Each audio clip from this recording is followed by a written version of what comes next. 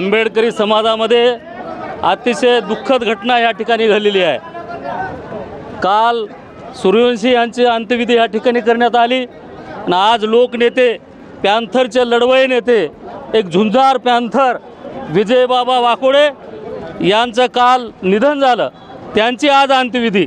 अतिशय दुःखाचा डोंगर या परभणी शहरावरती नव्हे नसून पूर्ण परभणी जिल्ह्यामध्ये झालेला आहे, पूर्ण मराठवाड्यामध्ये झालेला आहे। अतिशय असंतोष या ठिकाणी पसरलेला आहे। या ठिकाणी जे पोलीस प्रशासन आहे त्यांनी जाणीवपूर्वक ह्या ठिकाणी बाबासाहेब आंबेडकरांच्या पुतळ्याला संरक्षण न देता त्या ठिकाणी हरामखोर जे बदमाश समाजकंटक त्यांनी संविधानाच्या प्रतिकृतीची त्या ठिकाणी विटंबना केली आणि त्यांना पोलिसांनी पकडलं। परंतु आमचं शासनाला म्हणणं आहे की ज्या वेळेस बाबासाहेब आंबेडकरांचा आणि संविधानाचा अवमान करणारा कोणी हरामखोर समाजकंटक असतो तो कसा मनोरुग्ण कसा असतो, नेमका बाबासाहेबाचाच पुतळा त्या मनोरुग्णाला कसा दिसतो, नेमका बाबासाहेबाचं संविधानच कसं त्या मनोरुग्णाला दिसते, याच्यामुळे आमचा हा संतोष आहे। या सरकारला सांगायचं आहे की आपल्या ह्या हैगाईमुळं पोलीस प्रशासनाच्या मुजोरपणामुळं या ठिकाणी अतिशय संतापाची लाट उसळलेली आहे। कोबिंग ऑपरेशन या ठिकाणी मोठ्या प्रमाणात झालं। घरामध्ये घुसून माझ्या माता भगिनीला मारण्यात आलं, महिलांना मारण्यात आलं, पुरुषांना मारण्यात आलं, तरुणाला मारण्यात आलं।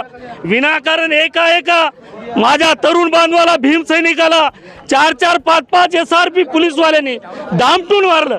हे कुठला कायदा आहे? हे दहशत पसरवण्याचं काम आहे। अरे बाबासाहेबांची जनता आहे, हे बाबासाहेबांची जनता कधी कुणाला घाबरणारी जनता नाही। आमच्या बापाने या देशाचं संविधान लिहिलेलं आहे, बाबासाहेबांनी संविधान लिहिलेलं आहे। आमच्या संविधानाचा कोणी अवमान केला तर आम्ही कदापि सहन करणार नाही।